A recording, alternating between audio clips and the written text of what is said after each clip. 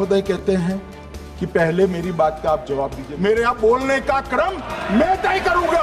यहाँ ड्रामा नहीं, डिलीवरी होनी। यार मेरे खिलाफ उत्तर प्रदेश में हुआ 9 FIR। कृपया बिल पर बोले। राष्ट्रद्रोह का मुकदमा लिखा है। नमस्कार दर्शकों, आज की खबरों में आपका स्वागत है। तो आइए शुरू करते हैं। आज की खबरों को देखते हैं, पर उससे पहले चैनल को सब्सक्राइब कर दो और बेल आइकन प्रेस कर दो। आज का पहला अपडेट, पीएम मोदी का हुगली से ममता सरकार पर सीधा हमला। टीएमसी बंगाल के लोगों से दुश्मनी निकाल रही है। रविवार दोपहर पश्चिम बंगाल के हुगली जिले से प्रधानमंत्री मोदी ने टीएमसी सरकार पर तीखा और सीधा हमला बोला। सिंगूर में विकास परियोजना के उद्घाटन और शिलान्यास के बावजूद 2 जनसभाओं को संबोधित करते हुए पीएम मोदी ने कहा, विकसित भारत का सपना तभी पूरा होगा जब पूर्वी भारत आगे बढ़ेगा। लेकिन बंगाल में टीएमसी सरकार केंद्र की योजनाओं को जमीन तक पहुंचने नहीं दे रही। इतना ही नहीं, प्रधानमंत्री मोदी ने आरोप लगाया कि टीएमसी सरकार बंगाल के युवाओं, किसानों और नेताओं बहनों से दुश्मनी निभा रही है। उन्होंने कहा कि केंद्र सरकार रेलवे, पोर्ट, सड़क और कनेक्टिविटी पर लगातार काम कर रही है, लेकिन राज्य सरकार राजनीति के चलते जनता को उसका हक नहीं लेने दे रही। पीएम मोदी ने याद दिलाया कि शनिवार को पश्चिम बंगाल से देश की पहली वंदे भारत स्लीपर ट्रेन शुरू की गई। साथ ही बंगाल को आधा दर्जन अमृत भारत एक्सप्रेस ट्रेनें भी मिली। इतना ही नहीं, रविवार को 3 और अमृत भारत एक्सप्रेस को हरी झंडी दिखाई गई, जिनमें एक ट्रेन काशी और बंगाल के बीच कनेक्टिविटी को और मजबूत करेगी। प्रधानमंत्री ने बालागढ़ में बनने वाले एक्सटेंडेड पोर्ट गेट सिस्टम को हुगली और आसपास इलाके के लिए नए आर्थिक अवसरों का द्वार बताया। उन्होंने कहा कि मल्टी मॉडल कनेक्टिविटी और ग्रीन मोबिलिटी आज सरकार की प्राथमिकता है और बंदरगाहों से लेकर जल मार्ग और हाईवे तक सबको आपस में जोड़ा जा रहा है। पीएम मोदी ने श्यामा प्रसाद मुखर्जी पोर्ट का जिक्र करते हुए यह भी कहा कि पिछले 11 वर्षों में इसकी क्षमता बढ़ाने के लिए बड़े पैमाने पर निवेश हुआ है और सागरमाला योजना के नतीजे आज साफ दिख रहे हैं। वहीं इसी के बाद अगला अपडेट, वंदे मातरम से विकसित बंगाल का संकल्प। दूसरी जनसभा में पीएम मोदी ने करीब 830 करोड़ की परियोजनाओं का उद्घाटन और शिलान्यास किया। उन्होंने कहा कि बीजेपी सरकार ने नेताजी सुभाष बाबू को देश का सम्मान लौटाया है और अब बंगाल को विकास की नई उड़ान देगी है। और पीएम मोदी ने कहा कि जूट उद्योग को बढ़ावा, प्लास्टिक पर सख्त नीति और किसानों को वैश्विक बाजार से जोड़ना उनकी पहली प्राथमिकता है। उन्होंने साफ कहा, 15 साल के महा जंगल राज को बदलने का वक्त आ गया है। बंगाल बदलाव के लिए तैयार है। अगला अपडेट, वायु प्रदूषण पर कांग्रेस का मोदी सरकार पर तीखा वार। 10 लाख मौतें, 10% जीडीपी का नुकसान, फिर भी सरकार क्यों है चुप? वायु प्रदूषण को लेकर कांग्रेस ने मोदी सरकार पर सीधा और आक्रामक हमला बोला। वर्ल्ड बैंक की रिपोर्ट के अनुसार ए ब्रीथ ऑफ चेंज को हवाला देते हुए कांग्रेस ने कहा कि इंडो गैंगटिक प्लांट्स और हिमालयी तराई में प्रदूषण गंभीर स्वास्थ्य और विकास का संकट बन चुका है, लेकिन केंद्र सरकार इसे गंभीरता से नहीं ले रही है।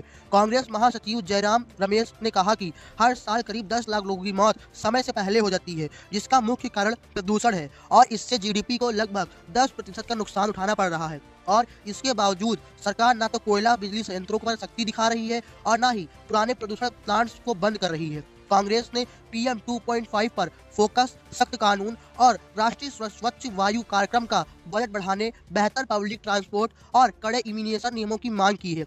पार्टी ने सवाल उठाया है, जब AQI खतरनाक स्तर पर है तो सरकार कब जागेगी? अगली बड़ी खबर जानने से पहले चैनल को सब्सक्राइब कर दो। अगला अपडेट, ममता बनर्जी की CJI से सीधी अपील, संविधान, लोकतंत्र और न्यायपालिका को बचाइए। पश्चिम बंगाल की मुख्यमंत्री ममता बनर्जी ने कोलकाता हाईकोर्ट की जलपाईगुड़ी सर्किट बेंच के उद्घाटन मंच से मुख्य न्यायाधीश सूर्यकांत से कड़ा और भावात्मक आग्रह किया। उन्होंने जांच एजेंसियों के कथित दुरुपयोग और बढ़ते मीडिया ट्रायल तीखी चिंता जताते हुए कहा कि अदालतों के फैसले से पहले ही मामलों को सार्वजनिक बहस से घसीटकर लोगों की छवि खराब की जा रही है। ममता बनर्जी ने CJI को संविधान की संरक्षक बताते हुए कहा कि न्यायपालिका को किसी भी तरह के दबाव और पक्षपात से मुक्त रहना चाहिए। उन्होंने साफ शब्दों में कहा, कृपया संविधान, लोकतंत्र और न्यायपालिका, इतिहास, भूगोल और देश की सीमाओं को किसी भी आपदा से बचाइए।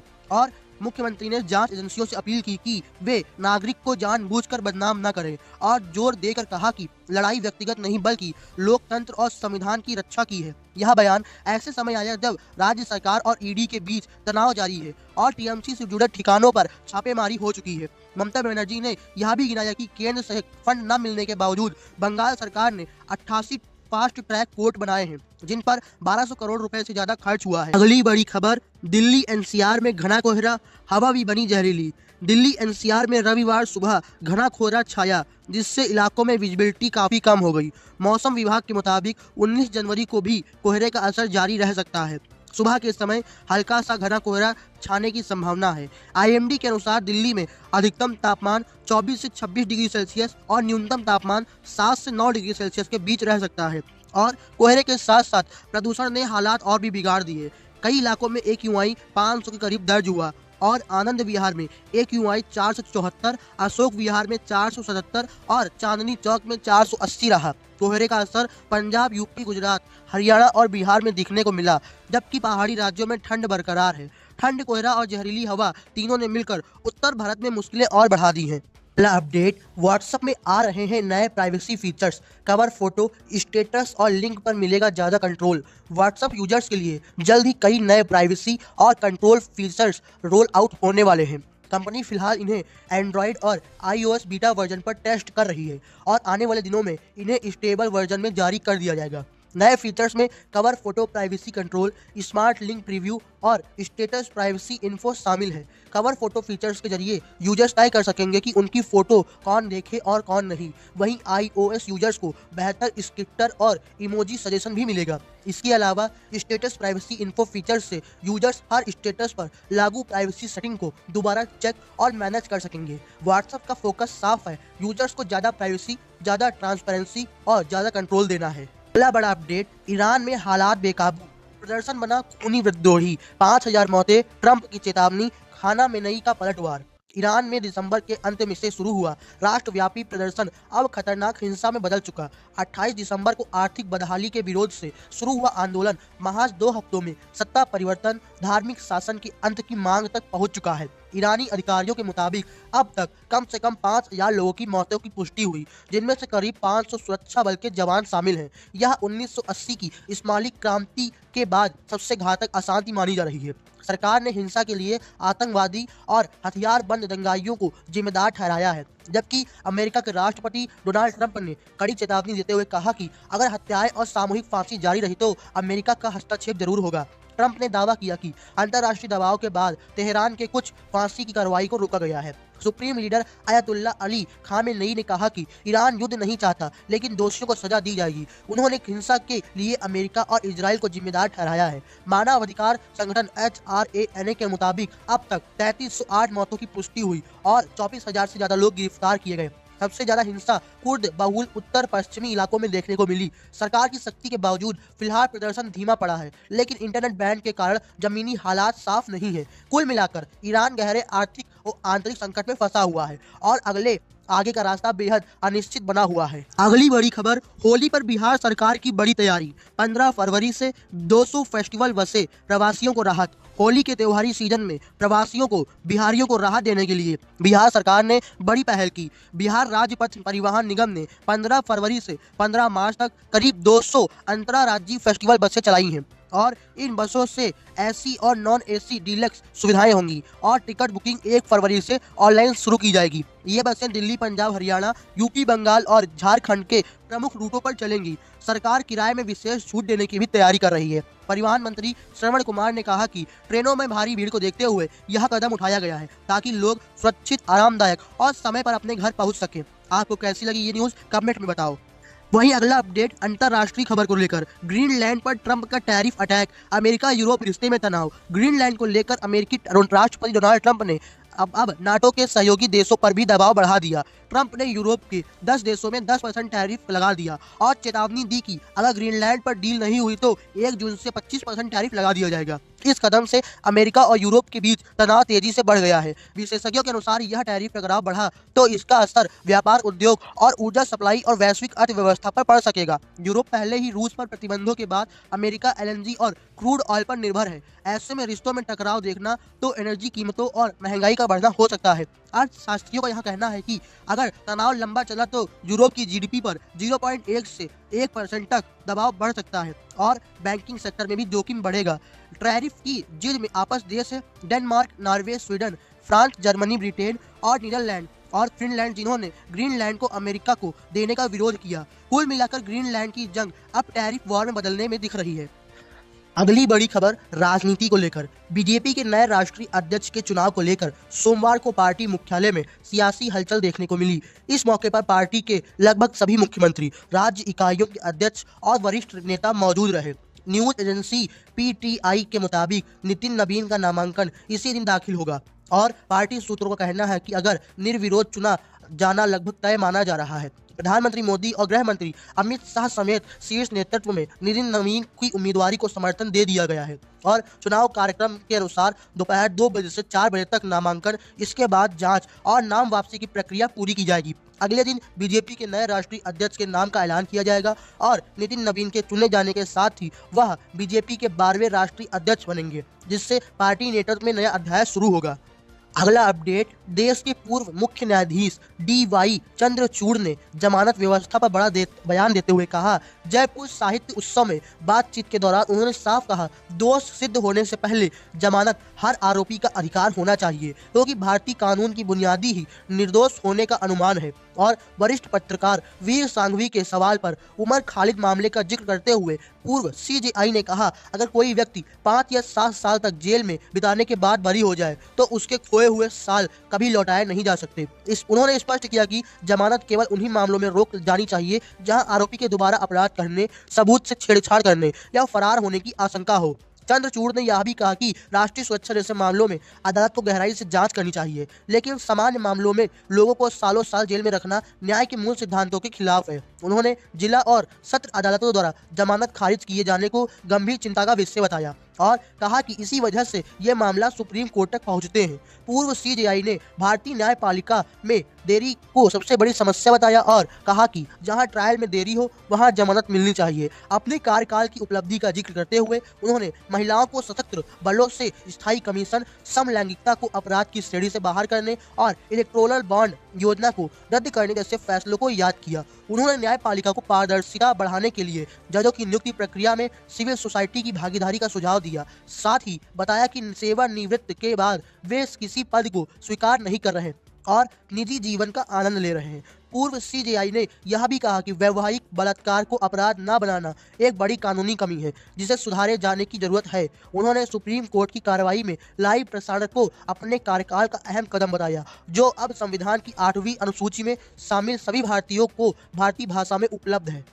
अगला update, Delhi Dehradun greenfield expressway अब लगभग तैयार। करीब 210 किलोमीटर लंबे इस मेगा कॉरिडोर का काम अंतिम चरण में पहुंच चुका और जल्द ही इसे जनता के लिए खोल दिया जाएगा। इस हाई स्पीड एक्सप्रेसवे की शुरुआत होते ही दिल्ली से देहरादून का सफर 2.5 घंटे में पूरा होगा, जो अभी 6-7 घंटे लगते हैं। करीब 11,970 करोड़ रुपए की लागत से बना यह आधुनिक हाईवे यात्रा को तेज और सुरक्षित और आरामदायक बनाएगा। 6 लेन वाला यह एक्सप्रेस दिल्ली से निकालकर बागपत, शामली और मुजफ्फरनगर और सहारनपुर होते हुए उत्तराखंड पहुंचेगा। रास्ते में टोल, एम्बुलेंस, हाईवे पेट्रोल और 10-13 हेल्पलाइन जैसी सुविधाएं रहेंगी। हर 30 किलोमीटर पर फूड जोन और ई-व्हीकल चार्जिंग स्टेशन भी होंगे। कोहरा और हादसों के बचाव के लिए हाईटेक सेफ्टी सिस्टम भी लगाए गए हैं। शिवालिक रेंज और राजाजी नेशनल पार्क के बीच गुजरते हुए इस कॉरिडोर में वाइल्ड लाइफ सेफ्टी का भी खास ध्यान रखा गया। एलिवेटेड रोड, साउंड बैरियर और हाथियों के लिए अलग रास्ते बनाए गए। 300 मीटर लंबे खूबसूरत सुरंग पार करते हुए देहरादून पहुंच जाएंगे, जहां पहाड़, जंगल और तेज रफ्तार का शानदार अनुभव भी मिलेगा। कुल मिलाकर यह एक्सप्रेसवे दिल्ली देहरादून यात्रा की तस्वीर बदलने वाला प्रोजेक्ट साबित होने वाला है। अगली बड़ी खबर, दिल्ली बागडोगरा इंडिगो फ्लाइट में बम की धमकी, लखनऊ में कराई गई इमरजेंसी लैंडिंग। दिल्ली से बागडोगरा जा रही इंडिगो फ्लाइट्स की एक फ्लाइट में रविवार को उस वक्त हड़कंप मच गया जब विमान में बम होने की सूचना मिली। सुरक्षा को ध्यान में रखते हुए फ्लाइट को एतिहाद लखनऊ डाइवर्ट कर दिया गया और वहां सुरक्षित लैंडिंग कराई गई। इंडिगो की यह फ्लाइट 6E6650 थी, जिसमें कुल 230 यात्री सवार थे, जिनमें 222 वयस्क और 8 बच्चे शामिल थे। इसके अलावा विमान में 2 पायलट और 5 क्रू मेंबर थे। कैसे मिली बम की धमकी, आओ जानते हैं। पुलिस के अनुसार फ्लाइट में टॉयलेट में टिश्यू पेपर पर लिखा एक मैसेज मिला जिसमें बम होने की बात कही गई। इसी वजह के बाद सुरक्षा एजेंसियों ने तुरंत अलर्ट मोड ऑन किया। सुबह करीब 8:46 पर एयर ट्रैफिक कंट्रोल इस बारे में इनको सूचना मिली, जिसके बाद फ्लाइट को डाइवर्ट करने का फैसला किया गया। विमान ने सुबह 9:17 पर लखनऊ एयरपोर्ट पर सुरक्षित लैंडिंग की। वहीं Lucknow airport high alert mode पर है। लखनऊ लैंडिंग के बाद लैंडिंग के बाद तुरंत विमान को आइसोलेशन बे में खड़ा किया गया। CIFS और बम निरोधक दस्ता और साथ ही सुरक्षा एजेंसियों ने मोर्टार संभाल लिया। सभी यात्रियों को सुरक्षित तरीके से विमान से बाहर निकालकर स्कैनिंग और जांच की गई। ACP रजनीश वर्मा ने बताया कि फ्लाइट में कुल 238 लोग सवार थे, जिनमें यात्री, पायलट और क्रू शामिल थे। फिलहाल पूरे विमान की गहन तलाशी ली जा रही है और हर एंगल से जांच की जा रही है। इंडिगो का बयान है कि इंडिगो एयरलाइंस ने बयान जारी किया कि तय सुरक्षा प्रोटोकॉल के तहत तुरंत एजेंसियों को सूचित किया गया और यात्रियों की सुरक्षा को सर्वोच्च प्राथमिकता दी गई। एयरलाइंस ने कहा कि वहां जांच में पूरी तरह सहयोग कर रही है और यात्रियों को सुविधा के लिए सभी जरूरी इंतजाम भी किए जा रहे हैं। राहत की बात यह है कि सभी यात्री और क्रू पूरी तरह सुरक्षित है और अब एजेंसियां यह पता लगाने में जुटी हैं कि यह धमकी वास्तविक है या कि अफवाह। अगली बड़ी खबर, मौनी अमावस्या पर संगम स्नान से शंकराचार्य अविमुक्तेश्वरानंद का इंकार। प्रशासन से टकराव के बाद लौटी पालकी। प्रयागराज माघ मेले में मौनी अमावस्या के दिन उस वक्त विवाद खड़ा हो गया जब शंकराचार्य अविमुक्तेश्वरानंद सरस्वती ने संगम में स्नान करने से इंकार कर दिया और उनकी पालकी बीच रास्ते से ही अखाड़े में वापस लौट गई। और यह फैसला उस समय लिया गया जब संगम नोच जाते वक्त उनके शिष्यों और प्रशासन के बीच तनाव बढ़ गया। जानकारी के अनुसार शंकराचार्य अपनी पालकी के साथ अखाड़े पर, इसी दौरान यूपी सरकार के गृह सचिव मोहित गुप्ता और पुलिस कर्मियों से उनके शिष्य से बहस हो गई, जो देखते ही देखते धमका मुक्की में बदल गई। बवाल बढ़ने के बाद शंकराचार्य ने स्नान का कार्यक्रम रद्द कर लिया। शंकराचार्य अविमुक्तेश्वरानंद ने आरोप लगाया कि उनके शिष्यों के साथ मारपीट की गई और अधिकारियों की ओर से धमकी भरे इशारे भी किए गए। उन्होंने कहा कि ऐसी स्थिति में संगम स्नान करना संभव नहीं है। इस पूरे घटनाक्रम का एक वीडियो भी सामने आया जिसमें संगम तट पर तनाव और धक्का मुक्की दिखाई दे रही है। वहीं पुलिस प्रशासन ने आरोप से इंकार किया कि पुलिस का कहना है कि शंकराचार्य के शिष्य एक साथ बड़ी संख्या में संगम नोच पर जाने की कोशिश कर रहे थे, जबकि भीड़ नियंत्रण के लिए उन्हें छोटे समूह में जाने को कहा गया था। मौनी अमावस्या पर भीड़ भाड़ के कारण व्यवस्था बिगड़ रही थी और खतरा बढ़ रहा था। प्रशासन ने मौनी अमावस्या के मौके पर 3 करोड़ से ज्यादा श्रद्धालुओं के आने का अनुमान लगाया था। इसी वजह से माघ के मेले में कड़ी सुरक्षा का इंतजाम किया गया था। जल पुलिस, NDARF और NCDRF, PAC, RFF और BDS, यूपी ATS और खुफिया एजेंसी की तैनाती के साथ पूरे मेले की निगरानी CCTV कैमरा और ड्रोन के साथ की जा रही थी। इस घटना के बाद संत समाज और प्रशासन के बीच टकराव को लेकर सवाल खड़े हो गए हैं, जबकि माघ मेले में भीड़ और सुरक्षा व्यवस्था एक बार फिर चर्चा का केंद्र बना हुआ है। अगली बड़ी खबर, 25 रुपए के टोल को लेकर NH48 पर हंगामा। महिलाओं और टोल कर्मियों में तीखी बहस, यातायात प्रभावित। जयपुर में चोमूचंद वाजी राष्ट्रीय राजमार्ग 48 पर स्थित कुशलपुरा बांसा टोल प्लाजा पर शनिवार शाम को उस वक्त अफरा तफरी मच गई जब टोल टैक्स को लेकर कार सवार महिलाओं ने विरोध शुरू किया। मामूली 25 रुपए के टोल से शुरू हुआ विवाद कुछ ही देर में हाई वोल्टेज ड्रामे में बदल गया, जिससे टोल प्लाजा पर तनाव का माहौल बन गया। जानकारी के मुताबिक शनिवार शाम 5 बजे की बात है। हरियाणा नंबर की एक कार टोल प्लाजा पर पहुंची, जिसमें 4 सवार युवक ने खुद को सेना का जवान बताते हुए टोल टैक्स की छूट मांग की। टोल कर्मियों ने नियमों के तहत उससे वैध पहचान पत्र दिखाने को कहा। जांच के दौरान युवक ने सेना को आश्रित कार्ड दिखाया जिस पर टोल टैक्स में छूट का कोई प्रावधान नहीं है। इस बात को लेकर कार में बैठी महिलाएं नाराज हो गई और टोल प्लाजा पर हंगामा शुरू कर दिया। कर्मचारियों और महिलाओं के बीच तीखी कहासुनी हुई, जिससे स्थिति और बिगड़ गई। हंगामे के कारण टोल प्लाजा पर वाहनों की लंबी कतार लग गई और कुछ समय के लिए यातायात प्रभावित हुआ। टोल प्लाजा के मैनेजर करमवीर शर्मा ने बताया कि कार चालक सेना का जवान नहीं था और वो केवल आश्रित कार्ड दिखाया गया था, जिस पर टोल माफी नहीं दी जा सकती। उन्होंने स्पष्ट किया कि विवाद 25 रुपए के टोल को लेकर हुआ और किसी तरह की मारपीट की पुष्टि नहीं है। कुछ देर बाद आसपास के मौजूद लोगों ने समझाने पर मामला शांत हुआ और यातायात को सामान्य किराया दिया गया। फिलहाल इस पूरे घटनाक्रम को लेकर किसी पक्ष की ओर से पुलिस से कोई शिकायत दर्ज नहीं कराई गई है। अगली बड़ी खबर, किताबों की भीड़ ने बताया स्क्रीन के दौर में भी पढ़ना जिंदा है। रविवार को दिल्ली अंतर्राष्ट्रीय पुस्तक मेले का औपचारिक समापन हो गया, लेकिन देर शाम तक प्रगति मैदान के आसपास किताबों से भरे थैले लिए लोग नजर आते रहे। इस बार रील बनाने के लिए होड़ थोड़ी काफी रही। घूमने वाले भी दिखे, लेकिन खरीदार सबसे ज्यादा दिखे। लगभग हर किसी के हाथ में किताब थी और स्टॉलों पर भीड़ भारी थी। पूरा माहौल किसी उत्सव से कम नहीं लगा। हालांकि इस बार साहित्यकारों, कवियों और कला जगत की जैसी वैसी गूंज या विवाद पर चर्चा नहीं रहे जो पहले मेलों की पहचान हुआ करती थी। ना किसी को लेकर बवाल, ना किसी के लेखक पर बहस, लेकिन इसके बावजूद मेले की जान लोगों ने खूब डाली। मोबाइल स्क्रीन के बढ़ते असर के बीच जब लोग फोन से दूर होकर किताबों के बीच वक्त बिताते दिखे तो यह समाज के लिए एक सकारात्मक संकेत है। किताबें खरीदी जा रही थी, उम्मीद यही रही है कि वे भी पढ़ी जाएंगी ऑफलाइन होकर पढ़ने की यह आदत एक गुणात्मक बदलाव की ओर इशारा करती है। इस बार तकनीक का असर किताबों की प्रिंट क्वालिटी, डिजाइन और प्रस्तुति में साफ दिखाई दिया है।